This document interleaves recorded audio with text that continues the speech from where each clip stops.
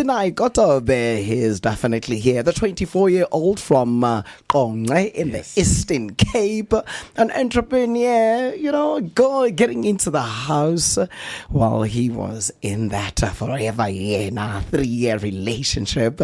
I was at the press junket about a week ago, and some of the journalists and media houses, really sort of, got so much out of you. And, the one thing that really stood out for me is how you play the game, as well as, the pact that you made with the winner, that is Mac Jr. Itlokanene E27,000. Hey man, first of all, thank you so much for having me here, guys. I appreciate it so much.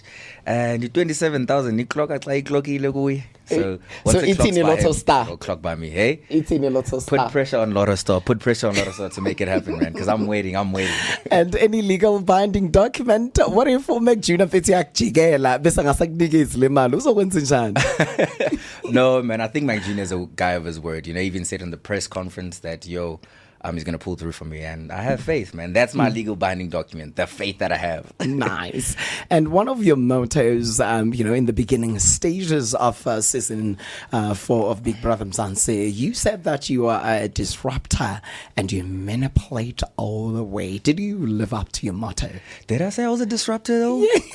Yeah. I think I said I know how to, what is the word? Manipulate the situation. Manipulate the situation. Is that what I said? Yeah. Hey, man, I think I do. And it worked out well for me, Yeah. And one highlight out of this whole experience? From the Big Brother experience? Yes. It's so hard to even choose one. But I'd say for me, just the entire experience, as a whole, I think the tasks, each and every single task that we got, stood out for me. Particularly the talk show and the podcast, because these are things that I want to get into post Big Brother. Yeah, you sound amazing, hey? I think you should come back. Thank you so and go host with me. Yeah, I'm willing. When it's work, I'll always be there. Fantastic. Yeah. And how have you changed as a person? What sort of internal difference this whole show, the whole experience, and also being in the house? Yeah, it can actually just really be challenging when it comes to your mental health, and also dealing with these multiple personalities. Energies as well. Yeah, no, look, people know. Day 2, I got there, I was so overwhelmed. I was like, what am I doing here? How am I here? So many personalities, so many people, so many energies. But then I got to adjust, So that's the one thing that I feel like I learned was my resilience and my adaptability. I didn't know I could adapt in any situation like that before. Just adapting to the whole environment. You get told to do everything there in terms of when you wake up, when you go to the gym, when you do tasks, and you don't have a choice. So adapting to that environment while everything is happening, I feel like is a quality that I learned. And I became more resilient as a person. I was someone who took things very seriously before coming here. Like, you'd make a joke here, I wouldn't even laugh with you. I'd be like, what do you mean by that? Sure. I looked way too much into things. But after that, I feel like I'm a bit more bulletproof now. So you are sort of like a mentally resilient. Yes, that's the word to use. And what worked against you, affecting your chances in winning this whopping 2 million? Man, it's so difficult to tell, It's so difficult. I don't know what I'd say worked against me, because I believe I went in there. I gave it my best, I tried to be the best that I could be. I'd say maybe in the first couple of weeks I was a bit more reserved in my corner. Maybe we felt that. Yeah, maybe that worked out against me, because people said, oh, okay, now you're really starting to come out, That was me just, being overwhelmed, not knowing what to do, finding my feet.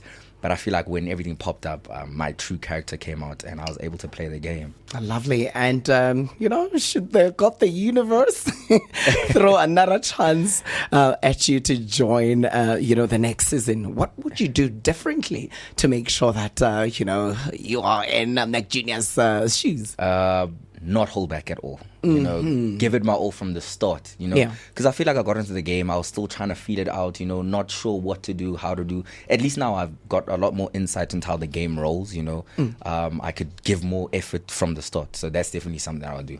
And top 5 people that you're going to miss the most, and that you actually just want to keep engaging with and also maybe collaborate with. Yeah. Man, top 5. I think this is no secret. Taki. Taki's there. Mac Jr. I know he says he doesn't want to collaborate with anyone, but he doesn't have a choice. He's going to collaborate with me. Liema, Jareed, Z. Who else? Quite a number of people. I'm sorry if I'm missing anyone in my mind right now, but yeah, those people I feel like they played a big role in my journey in the house. You know, a really, really big journey. I wouldn't have gotten as far as I did if it wasn't for those connections. So, nice. And the two people that you would not even want to hear from ever again. But I don't have anyone that I'm like, oh, come on. I'm so serious. Okay, the one that you did not get along with at all, like you had zero, anything in common with. In common. I mean, I didn't have a lot of things in common with a lot of people in the house, but I cannot single out a single person. Like, I've met almost each and every single housemate post the show, you know. Mm-hmm. I'm just that person, you know. I'm like a chameleon. I get along with a lot of people, you know. I totally feel you. Yeah. And if Meg Jr. did not win the season, who do you think, just apart from you, deserved to win? If it was Mac Jr., who would you be rooting for? Who would I be rooting for? Yes. Liam in Cape, I feel like, yeah.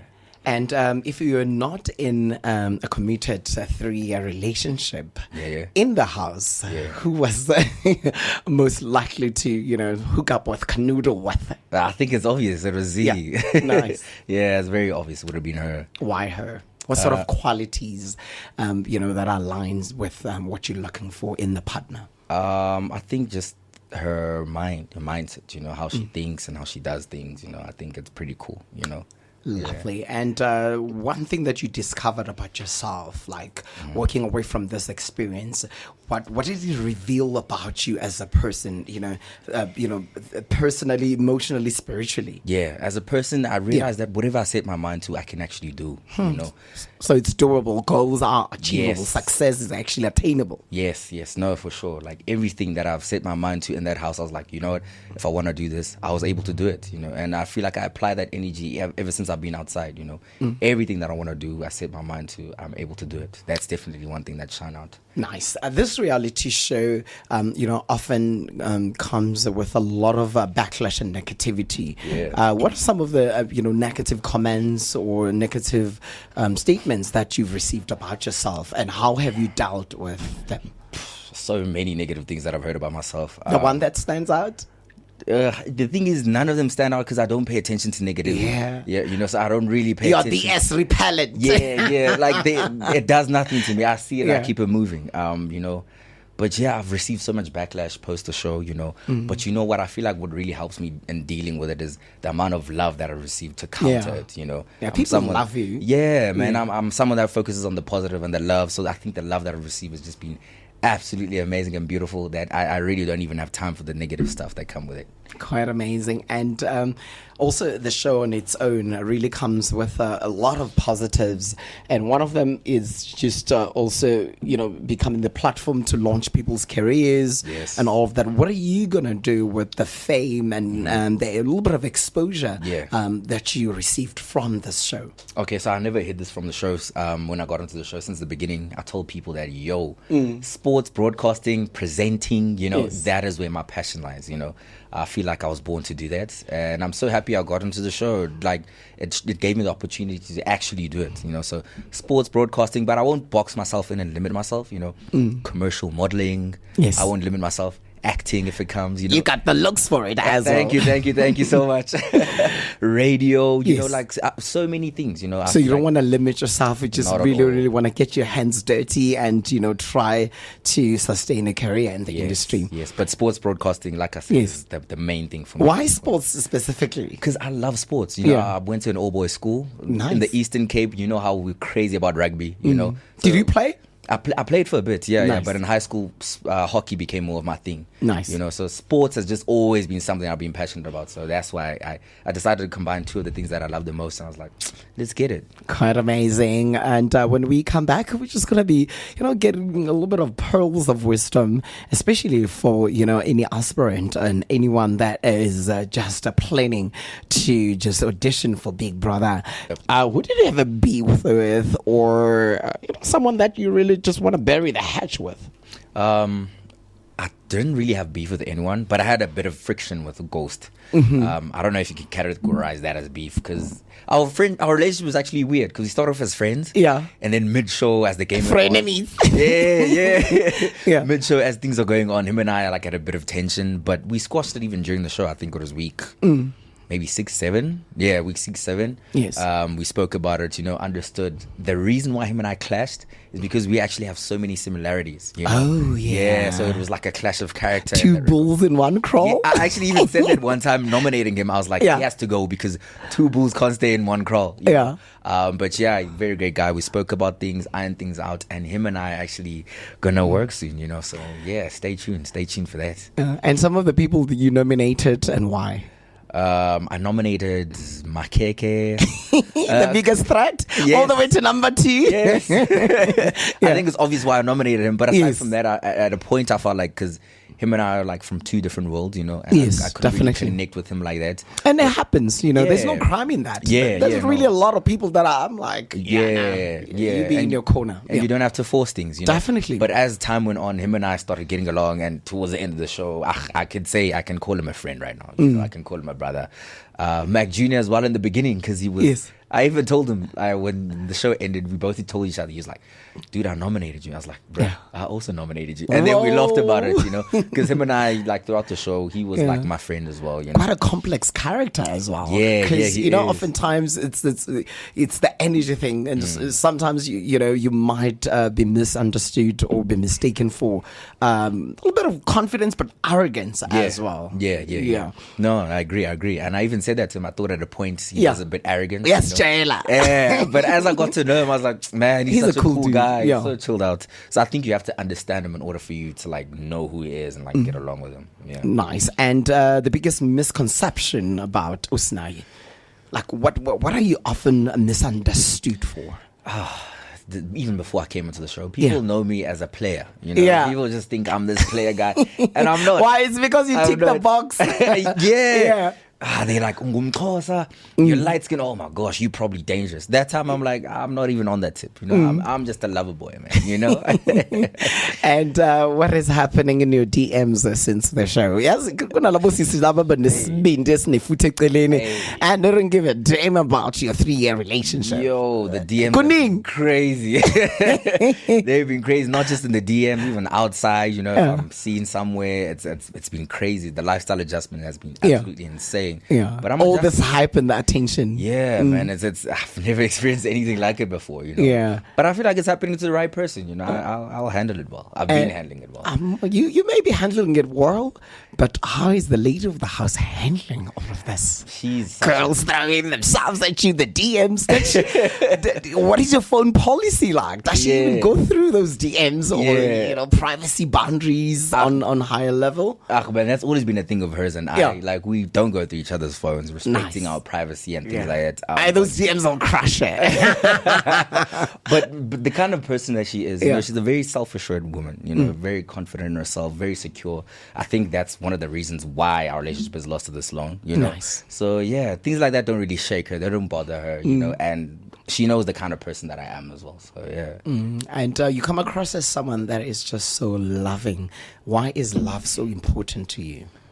Man, love just makes everything like better. I think it's holistic love, not just romantic. Yeah, no, for sure, I get you. I think it's because I grew up in such a loving environment at home. The nurturing environment. Yeah. And when someone just loves on you or shows you love, you just feel good. I love love. Yeah, man, I love love. You just feel good. So I just like making people feel good, because I do feel like the world does need a whole lot more love. So much negativity out there, so many bad things that are happening. It's not a crime to just spread love, man. Yeah. And, at the tender age of 24, some people are fortunate enough to know their purpose or why they're here. Yeah.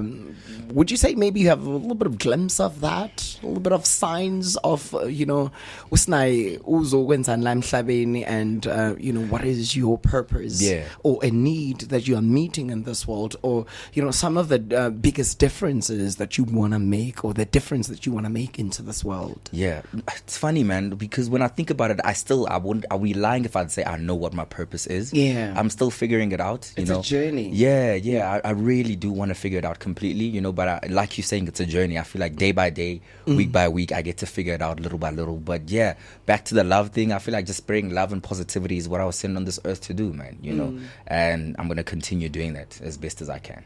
And last but not least, how are you handling the cons, rather, and the negative and the evil side of social media?